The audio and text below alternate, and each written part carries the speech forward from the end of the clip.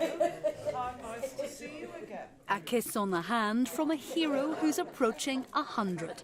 One of the few who remain of the few, as Winston Churchill famously referred to those who fought in the Battle of Britain 75 years ago.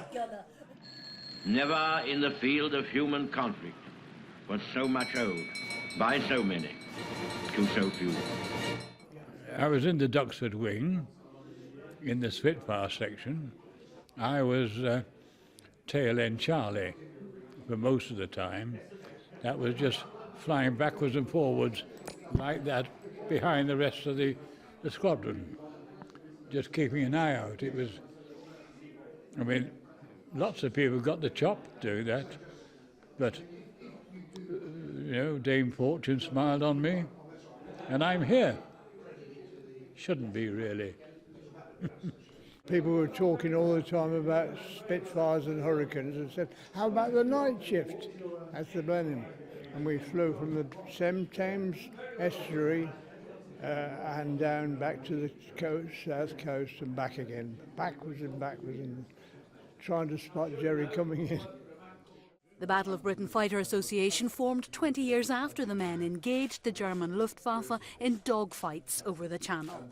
Almost 3,000 airmen from Britain, the Commonwealth and Allied countries were eligible to join, but nearly half of those had lost their lives in the war. The association's membership is now 26.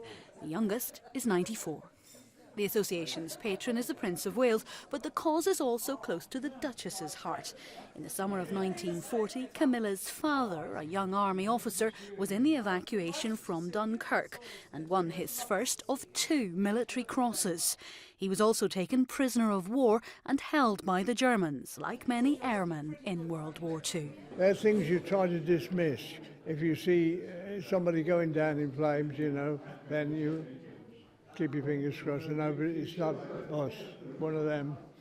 This will be a busy summer for those who can make it to the events to commemorate 75 years since those 14 weeks of intensive and decisive conflict in the sky.